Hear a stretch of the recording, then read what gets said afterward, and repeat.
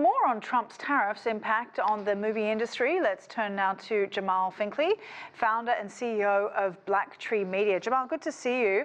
How would such a policy work, or who would be charged the tariff, given how complex and interconnected global film market is? It seems quite confusing in that sense. There's the production and also the distribution. So how do you actually quantify this tariff? Well, the White House has already walked it back, saying that there's been no definitive decision, but the markets reacted. Most of the studios, the streamers saw a decline in their stocks today, and the markets don't react. The markets react to uncertainty, not to clarifications that are to come later. So I think it's a big misjudgment of what films are. I think films are something that takes the viewer, no matter where they are in the world, to other places in the world that they may not ever get to reach. And it's an oversimplification of what the filmmaking process is. It's like 100% tariffs on locations is 100% misunderstanding of what filmmaking really is, in my opinion. Now, China said it would already restrict imports on American films back in April in response to Trump's initial tariffs. What does that mean for the US film industry? And would we expect further retaliation, not just from China, but also from other countries?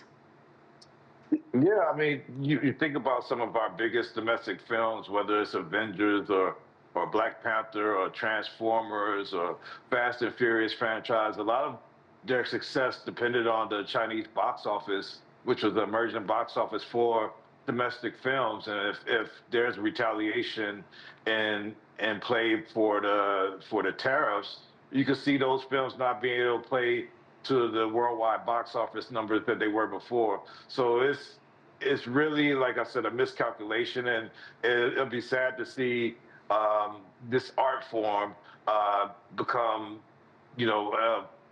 caught up in politics. I mean, trying to nationalize film production is, by imposing tariffs, it's like taxing dreams in a way. I mean, what are they going to do next? They're going to tax books that write about stuff abroad. It's really a miscalculation and a misunderstanding. So in that sense, given that from what I can take from this is that the US has a lot more to lose than international film production houses have. What does that mean for Hollywood? What kind of impact will this have on Hollywood? I mean, Trump's talking about how he wants to bring jobs and build Hollywood and make it more US focused. But given the the internationalization of Hollywood already, what does that mean for the industry? Well, for one, like if it's the streamers, and if it, which was no clarification on whether it would be or not, a lot of the streamers, whether it's Prime or Netflix or Hulu, have increased their catalog with foreign titles, and this might mean even like a doubling of subscription prices for U.S. consumers, which nobody wants. I mean, again, it hits the consumer. It's not going to be the filmmaker that's going to pay for it on making the film.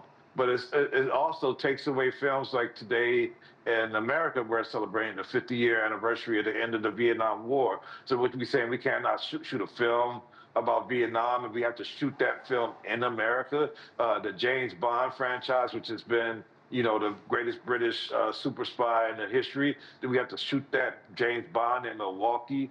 And it's even hypocrisy, because this whole film commission, whether it's Sylvester Stallone or Mel Gibson, some of their biggest films, whether it's Rambo, which was shot in British Columbia, Canada, or Apocalypto, which was shot in Mexico, or even The Passion of the Christ, which was shot in Rome. Where are we to shoot these films? In Alabama, just because we can't shoot them in their place? I think globally, it's going to limit the amount of films that will be made. And for the film industry, it's going to be a film industry that's clawing its way out of the constrictions of the pandemic and the effects of the pandemic. It's just going to be another blow after the strike and now the pandemic and now these tariffs. It could see a very detrimental blow to what we see in the film industry going forward. All right, Jamaal Finkley, really appreciate your time. Thank you.